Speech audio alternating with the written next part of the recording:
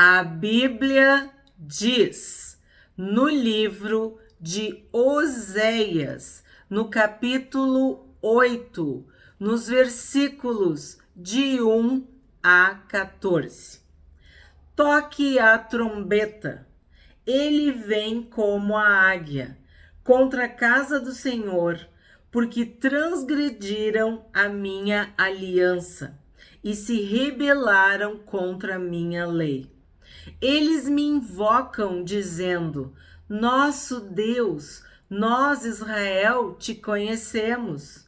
Mas Israel rejeitou o que é bom. O inimigo o perseguirá. Aqui está falando o seguinte: vocês falam que me conhecem, mas de fato, de verdade, não me conhecem. E por isso o castigo virá. O castigo está próximo. O castigo está chegando. O inimigo vai perseguir vocês. Vocês serão destruídos. Toque a trombeta significa alertem, chame a atenção do povo. Ouçam, escutem, prestem atenção. A coisa é séria, eu tô falando sério. O inimigo tá chegando, o castigo tá chegando, o juízo tá chegando. E aí, quando a pessoa vê que o problema tá, ela invoca a Deus dizendo: Meu Deus, né? Mas como que ele é o teu Deus? Tu obedece ele? Tu ama esse Deus? Tu lê a palavra de Deus? Ou tu só lembra que tem Deus quando começa a ventar? Quando começa a tempestade? Quando o mal está chegando? Os relâmpagos, os trovões, uma perda, um luto. Só lembra de Deus nesses momentos? Quando tudo tá bem? Que Deus! Israel estava vivendo a vida que queria viver, independente de Deus. E quando o perigo se tornou real, eles queriam a proteção de Deus. Como cada um de nós que suplica, que implora, que pede que Deus nos socorra. Mas quando tu está em pecado, Deus não se aproxima de ti, porque Deus é santo e Ele quer que seus filhos, que o seu povo também seja santo. Israel era o povo de Deus, separado por Deus, para obedecer a Deus, para seguir a lei de Deus. E eles estavam vivendo totalmente distante da lei, da aliança e da casa de Deus. 4. Eles estabeleceram reis, mas não da minha parte. Constituíram príncipes, mas eu não soube. Com a sua prata e com o seu ouro fizeram ídolos para si, para sua própria destruição. Aqui vem uma lição para nós. Cabe a reflexão. Eles estabeleceram reis, mas não da minha parte. Constituíram príncipes, mas eu não soube. É óbvio que Deus sabe de tudo. É óbvio que Deus é onisciente. Quando ele fala eu não o soube, é o sentido de não me consultaram antes, não me perguntaram se podia, não pediram a minha autorização, não pediram a minha licença, não pediram a minha bênção, não pediram a minha opinião. Fizeram o que quiseram, escolheram reis, escolheram príncipes. E não se trata só de reis e príncipes, Sendo que isso é muito sério, muito grave.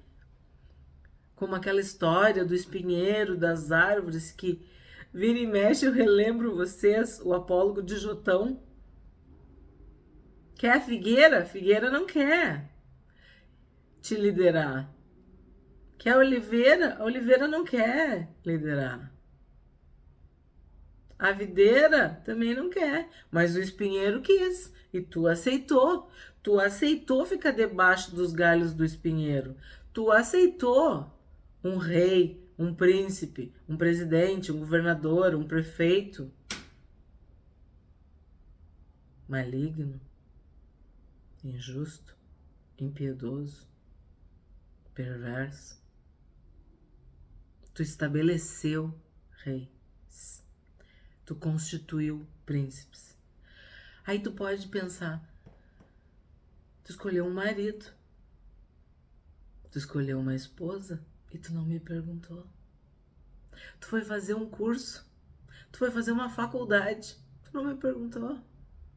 Tu comprou uma casa, tu comprou um carro, tu teve um filho, tu teve uma filha, tu foi viajar, tu fez uma cirurgia, tu te mudou.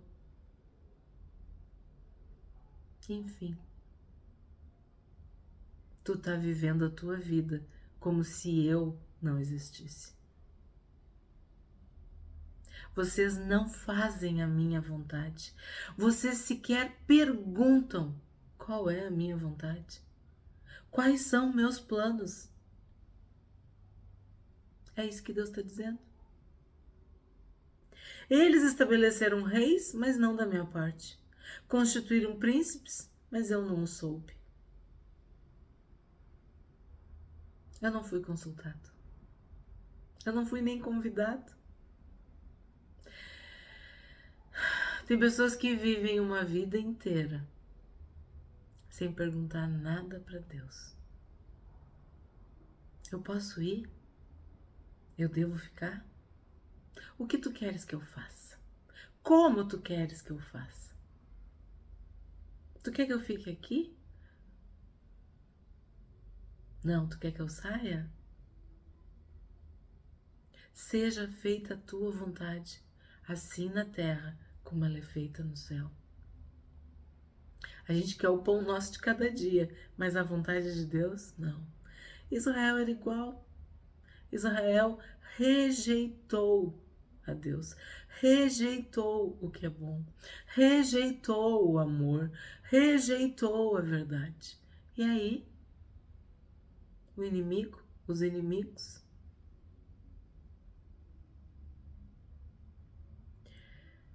vão perseguir, vão destruir, vão roubar, vão matar. 5. E sim, ó, fala agora do pecado mais recorrente, mais sério, a idolatria. O seu bezerro, ó Samaria, é rejeitado. A minha ira se acende contra eles. Até quando eles serão incapazes da inocência? Porque esse bezerro vem de Israel, é obra de artífice, não é Deus. Esse bezerro de Samaria será quebrado em pedaços. Eles criaram um bezerro. Só que não é criar um bezerro, bicho. Eles elaboraram, confeccionaram um bezerro de ouro. Aí ele fala, ó, no 4, prata e ouro. Com a sua prata e com o seu ouro fizeram ídolos para si, para a sua própria destruição. E aí vem o exemplo maior, que é o bezerro. Aí tu vai dizer, mas eu já conheço a história do bezerro. É verdade. Arão fez um bezerro, construiu, confeccionou, criou um bezerro, o bezerro de ouro.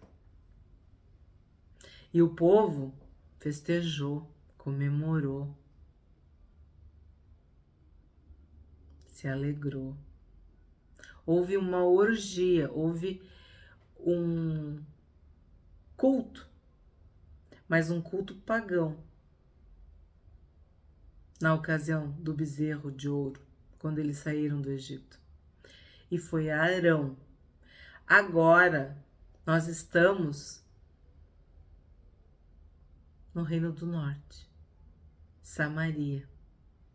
E é Jeroboão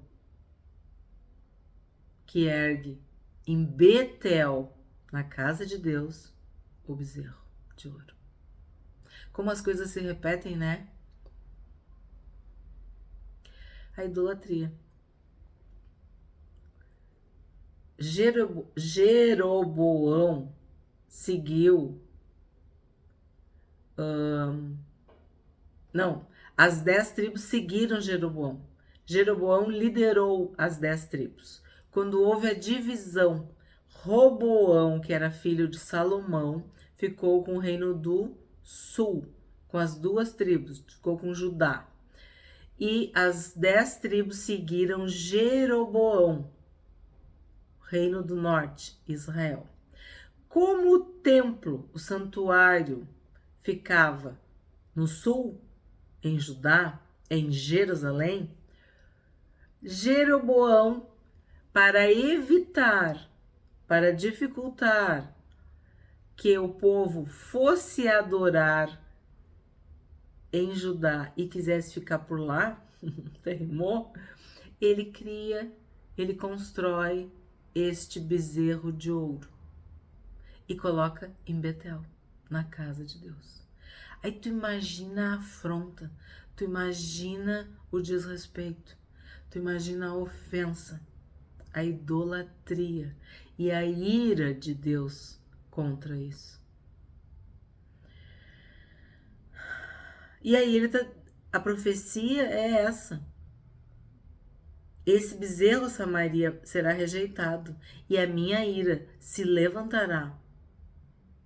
Vocês são incapazes da inocência, quer dizer, não tem nenhum que se salve aí. Esse bezerro vem de Israel. E ele é obra de artífice, quer dizer o quê? Um ser humano fez. Não é Deus. Ele não é Deus. Ele é um ídolo, um falso Deus. Falsos ídolos. É de ouro, mas ele não tem poder nenhum, porque ele não é Deus. Ele não vem de Deus. Ele é criado pelo próprio ser humano. E ele vai ser quebrado em pedaços, assim como Israel, assim como Samaria vai ser destruído. 7.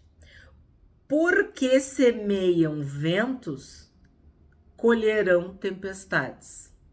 O cereal que estiver por ser colhido não terá espigas, e não haverá farinha, e se houver, os estrangeiros a comerão.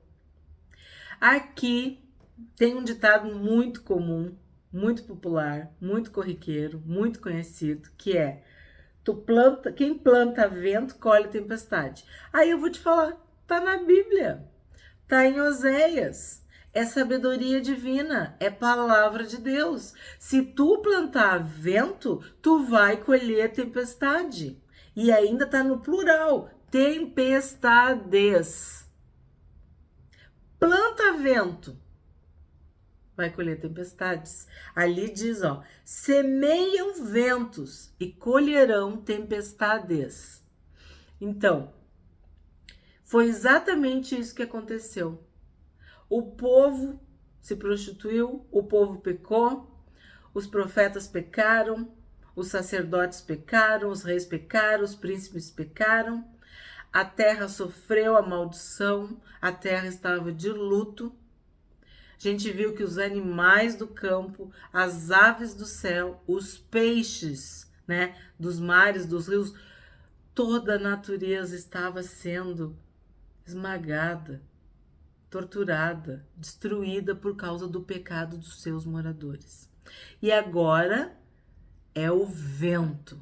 agora é a tempestade, agora vem a ira, a fúria de Deus contra Israel. Então, semeiam ventos, cegarão tormentas.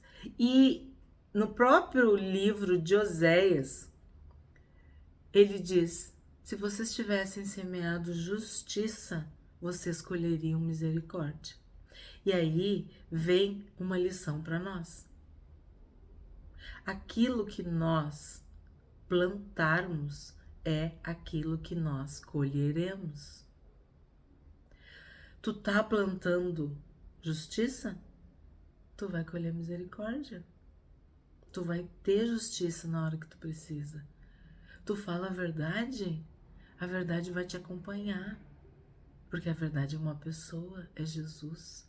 Tu é digno, tu é santo, tu é consagrado, tu é separado por Deus. Então, esse Deus vai te preservar, vai te proteger e vai te guardar.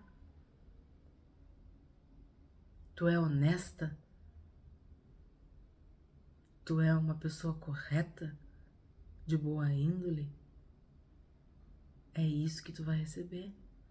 Tu vai receber bênçãos, recompensa, reconhecimento, honra, vida e vida longa. É a promessa de Deus.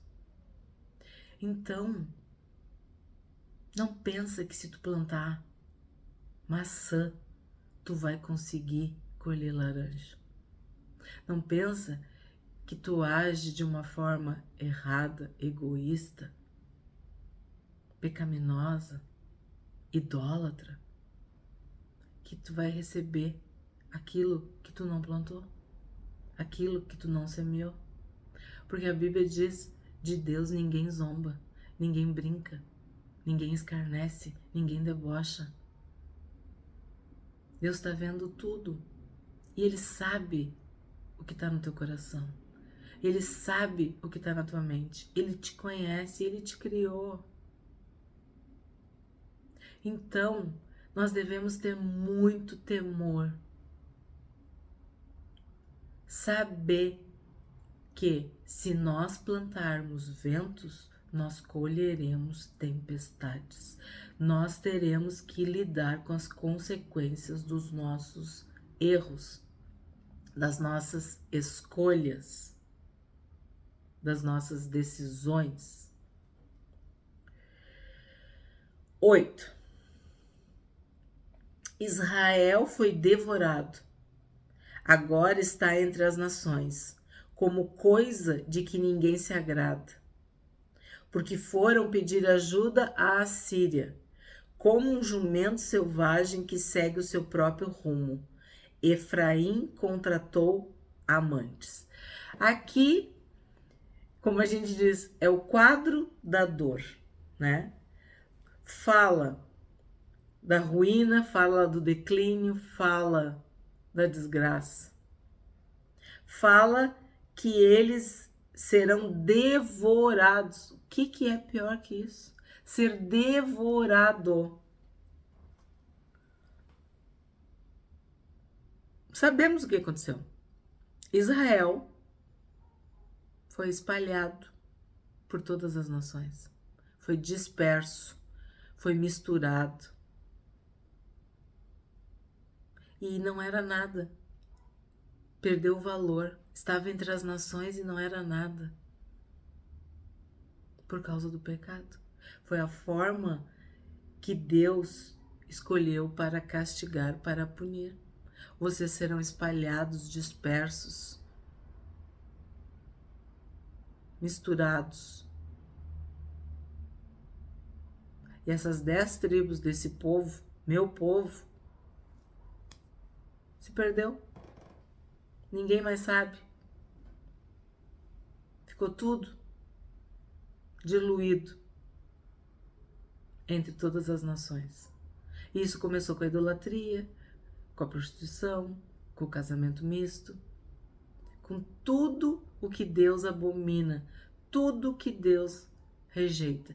E vamos assim, o clímax, o máximo é esse bezerro de Samaria. Eles criaram um Deus, uma divindade, um falso Deus. E o bezerro, ele simboliza a fertilidade, a fartura, a abundância, a provisão, a vida boa, entende? Então eles adoravam tudo isso, os prazeres, a carne, tudo isso simboliza o bezerro. 10. Todavia, ainda que contratem amantes entre as nações para socorrê-los, eu os reunirei para juízo. Já começaram a definhar sobre a opressão do poderoso rei. Eu falei para vocês que eles sofreram na mão do Império Assírio. A Assíria aniquilou, vamos dizer, devorou, usando a palavra que a gente acabou de ler.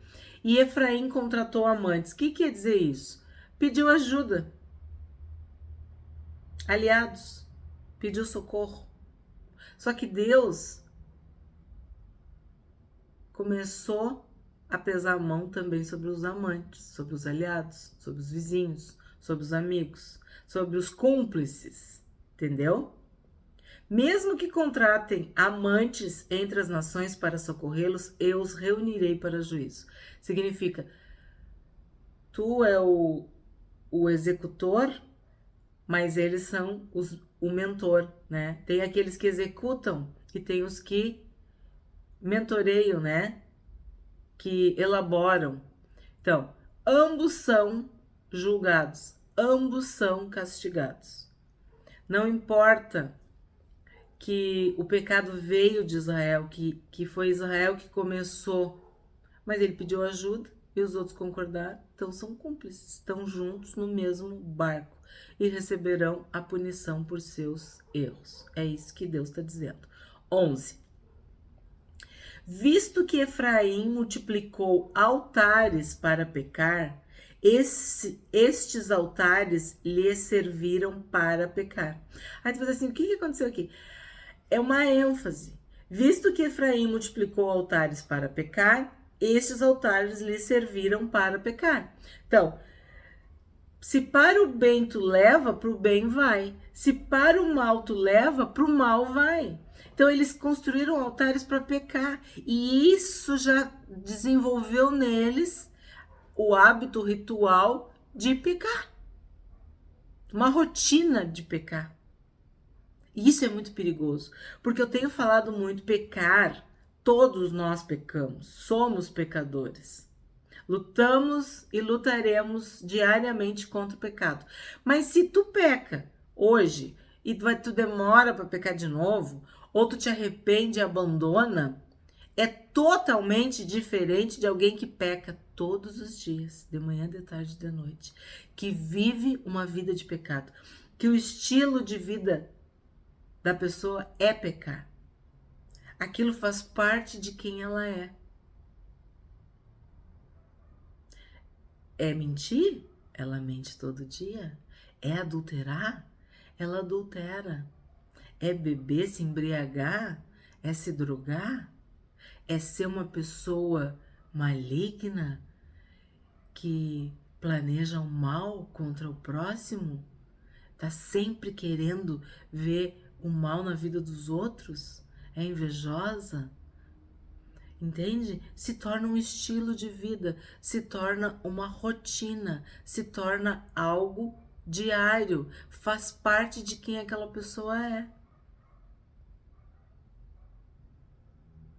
Por isso, o para pecar e para pecar. Quer dizer, a finalidade é pecar. A função é pecar. O objetivo é pecar. Entende? 12. É muito sério isso. É muito sério. Porque eles queriam viver independente de Deus. Então, os pecados deles estavam sempre aumentando. Que ele fala ali, ó, visto que Efraim multiplicou. Estava sempre multiplicando os pecados. Estava dando cria aos pecados. Lembra quando a gente estudou isso, que tinha os pecados capitais, o pecado que é cabeça, que é o líder, e depois tem os pecadinhos ao redor? Pois é isso. Tu faz uma coisa e aí aquilo vai dando cria, vai criando outros pecados. Tu vira numa teia, é uma rede, é algo que te amarra, que te prende, se torna muito mais difícil de tu abandonar. E aqui fala, né, que os opressores, os inimigos, o império, né, que a gente sabe que era o Império Assírio, já começaram a apertar. Porque eles estavam pecando, se afastando de Deus e cada vez ficando mais longe, mais longe. E se tu te afasta de Deus, tu te aproxima do mal, tu te aproxima do inferno, tu te aproxima do inimigo. E nesse caso especificamente, eles já estavam sofrendo a opressão dos inimigos, com elevados tributos, com crueldades, estavam debaixo dos galhos do espinheiro. Então, já estavam experimentando os espinhos, já estavam sendo feridos e machucados. Agora sim, 12. Embora eu lhe escreva a minha lei em 10.000 preceitos, estes seriam tidos como coisa estranha. Quando fala minha lei, assim como a gente viu no outro, meu povo, a lei é algo que Deus deu para que a gente não caia no buraco, para que a gente não tropece na pedra, para que a gente não escorregue na lama, para que a gente não se machuque. A lei é um limite, é uma proteção. Lembra do Salmo 119? Quanto amo a tua lei. Tem uma playlist no canal sobre o Salmo 119, que é muito importante para nós entendermos que a lei não é para a gente ficar triste. A lei não é porque eu não posso fazer isso, não posso fazer aquilo. Não, a lei é proteção, é limite, é vida, é um espaço seguro por onde eu posso andar. Não adulterarás, não cometerás adultério. Então, qual é o espaço seguro? É o casamento. Não mentirás. Tu vai falar a verdade. Tu vai ser uma pessoa de sim, sim, não, não. Tu não vai cobiçar. Tu não vai invejar. Tu não vai querer aquilo que é do outro. Porque tu vai ser de Deus, tu vai ser abençoado, tu vai trabalhar e tu vai prosperar. Tu não vai precisar pegar e nem querer nada dos outros. Tu não vai roubar. Entende? Cada princípio, cada ordenança, cada uma das leis de Deus significam um limite, um lugar seguro, onde tu pode crescer, se desenvolver, prosperar em paz, protegido.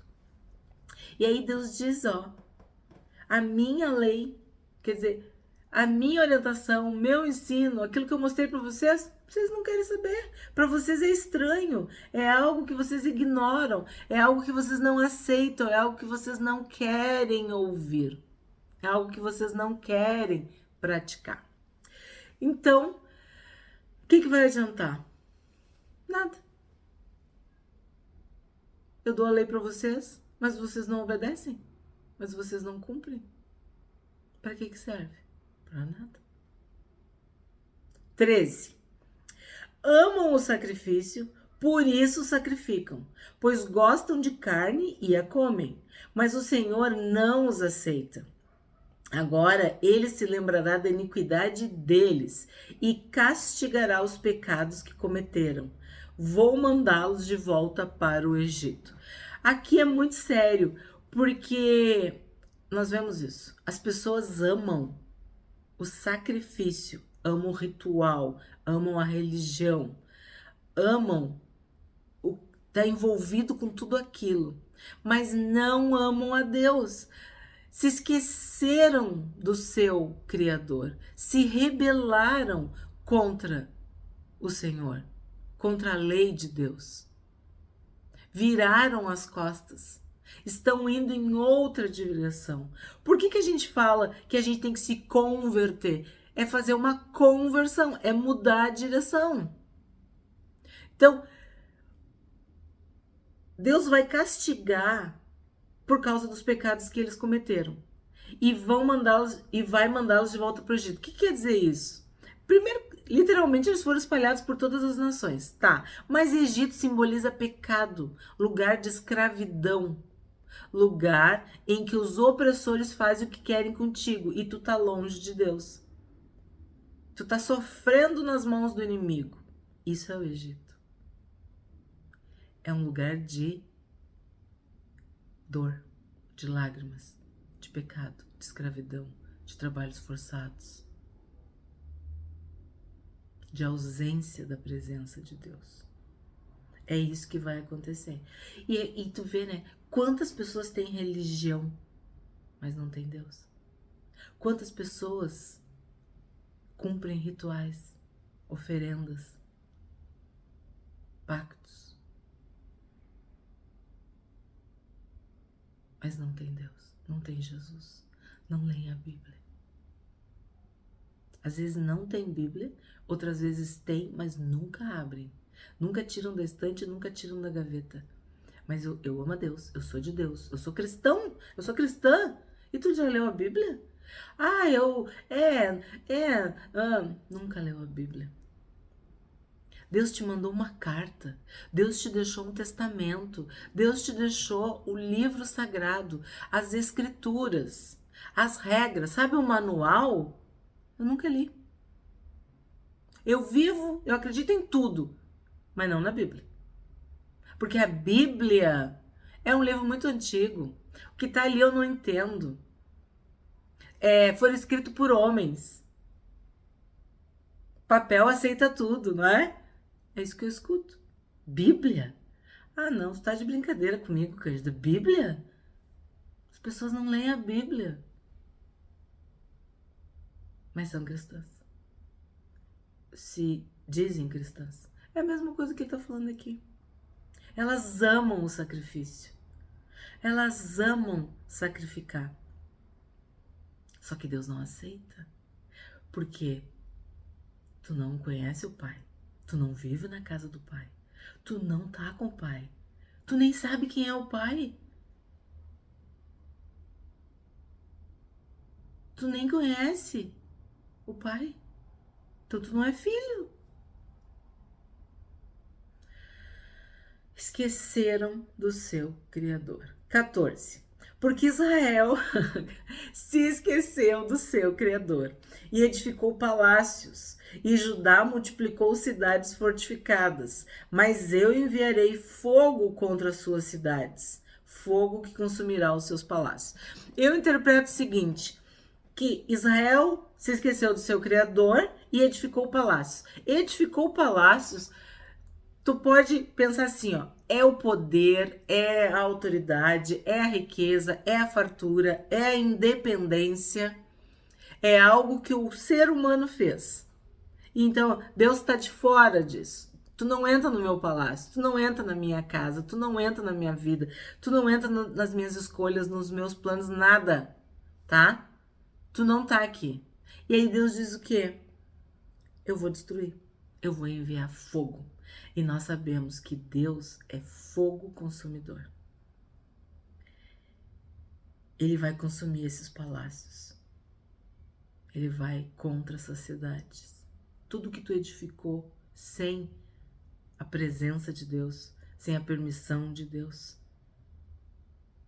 sem a direção, sem a licença, a autorização, sem saber a vontade de Deus, Ele vai destruir. Isso é palha, é feno, é madeira. O fogo queima. Agora, se for ouro, se for prata, se for pedras preciosas, quer dizer, se for um tesouro diante de Deus, se aquilo for valioso para Deus, se aquilo for de Deus, vai permanecer. O que a gente aprende hoje com esse capítulo de Oséias? De que o povo transgrediu a aliança de Deus. Eles se rebelaram contra a lei de Deus, a minha lei. Israel rejeitou o bem e o inimigo o perseguirá, o destruirá, o devorará. Eles semearam ventos e colheram tempestades. O Senhor não aceita os sacrifícios, os rituais, uma religião vã, vazia. E ele castiga o pecado. Israel se esqueceu do seu Criador. Por isso, suas cidades, seus palácios serão consumidos pelo fogo consumidor, pelo fogo devorador, pelo fogo da santidade de Deus.